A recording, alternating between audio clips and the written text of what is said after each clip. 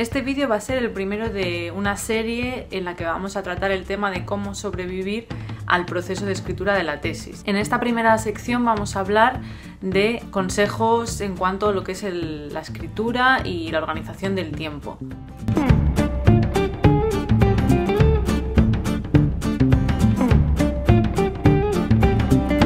Creo que este es un buen momento para ponerme a hablar de ello porque acabo de depositar, por fin, mi tesis y ahora tengo pues un montón de ideas frescas y de consejos en base a lo que a mí me ha ido bien. En los demás vídeos hablaré de otros temas como conservar la salud mental y física durante este duro proceso o cómo coger ideas e inspiración. En cuanto al tema de hoy, el paso número 1 sería decidir cuándo ponerse ya a full a escribir la tesis, teniendo en cuenta tu situación personal. Si ya has escrito todo el contenido de los diferentes capítulos o si todavía estás en ello, tendrás que tener en cuenta eso a la hora de decidir cuándo ponerte ya con la introducción y la discusión, todo eso.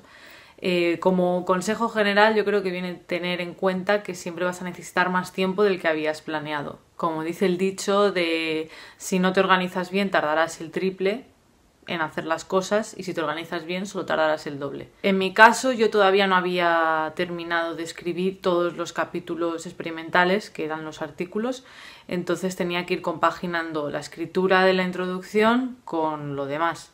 Yo entonces empecé 5 meses antes más o menos. Empecé en abril a escribir la tesis y he depositado ahora a finales de septiembre. Entonces depende de tu disciplina, de cómo de larga vaya a ser tu tesis, de cuántos directores tengas o de cómo de rápido seas tú escribiendo, de un montón de factores tendrás que planificar cuándo ponerte a escribir. Yo creo que una vez ya sabes qué estudios vas a incluir en la tesis y qué resultados te salen, ya puedes orientar un poco la introducción en base a eso, a los temas que te interesan. O sea, que viene bien llevarlo suficientemente avanzado como para saber qué va a ir en tu tesis y orientar la introducción ahí, pero tampoco esperarse demasiado porque también vas a necesitar tiempo para escribir todo eso y que tus directores te lo puedan corregir. Mi siguiente consejo sería que intentes escribir todos los días, si puedes, o por lo menos todos los días entre semana. Y yo eso es lo que intenté hacer. Cuando me iba a poner a empezar a escribir la tesis, estuve mirando un poco por internet a ver qué consejos había y sí que vi que había gente que recomendaba, igual que cuando escribes un libro, escribir todos los días y ponerte pues un reto de tantas palabras al día, que pueden ser más o menos, depende de en qué momento estés empezando, cuántas otras cosas tengas que hacer a la vez y cómo de rápido seas escribiendo. En mi caso empecé a hacerlo por las tardes-noches, cuando volvía del laboratorio de terminar de escribir los capítulos, digamos, de avanzar en estos capítulos experimentales. Volví a casa y me ponía con la introducción, pero me di cuenta pronto de que estaba demasiado cansada a esas horas para que fuera eficiente. Así que luego lo cambié y empecé a levantarme antes, madrugar más y ponerme un par de horitas antes de ir al laboratorio. En plan de 7 a 8, de 7 a 9, 2 horas o 3. Intentaba escribir las 400 palabras al principio del día. Me sentía ya liberada de que lo había hecho y si luego por la tarde-noche me quedaba más energía y quería hacer más, pues lo hacía. En mi caso también llevaba las cuentas de lo que hacía cada día. Yo me hacía un Excel y todo lo nuevo que escribía lo escribía en otro color, ¿vale? Yo lo escribía en verde y al final del día con el Word contaba cuántas palabras había escrito y lo ponía en mi Excel, ¿vale? De esas palabras que había hecho ese día. Me ayudaba pues a llevar un seguimiento de cómo iba avanzando y ver si había días que escribía más, si era a qué hora, por la mañana, por la tarde, después de haber hecho ejercicio antes. Intentar pues ser lo más eficiente posible. El segundo consejo que yo daría sería intentar escribir en bloques destinados solamente a escribir, o sea, no estar escribiendo un par de líneas y después mirar el email y después buscar un paper, una referencia, porque entonces se lentece mucho todo y pierdes un poco la concentración. Yo seguí el método Pomodoro, que no es nada muy revolucionario, simplemente consiste en escribir en periodos, en bloques de 25 minutos seguidos y luego descansar durante 5 minutos.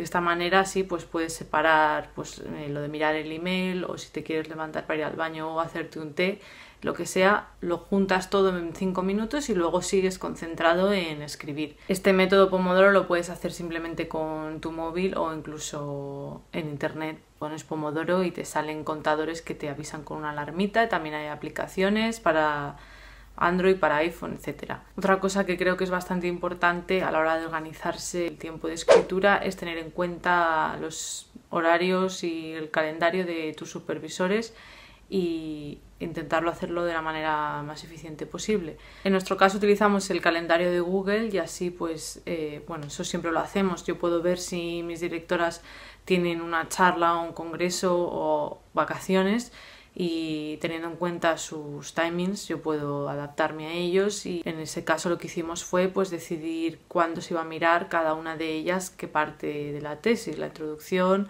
mientras yo empezaba la discusión y cosas así. Porque algo que tienes que tener en cuenta cuando te planificas es que no solo es el tiempo que te va a llevar a ti escribirlo, sino también el tiempo de tus directores en leérselo, que además normalmente tienen otras cosas a la vez que hacer y tienes que tomar en cuenta que a lo mejor no se lo van a poder mirar en un par de días, sino darles un margen de una semana, o depende de cuánto sea lo que has escrito, pero darle margen suficiente para que dentro de esa semana se lo puedan mirar. Otra cosa para tener en cuenta sería ver cada uno en qué momento del día le cunde más, si está más concentrado para escribir.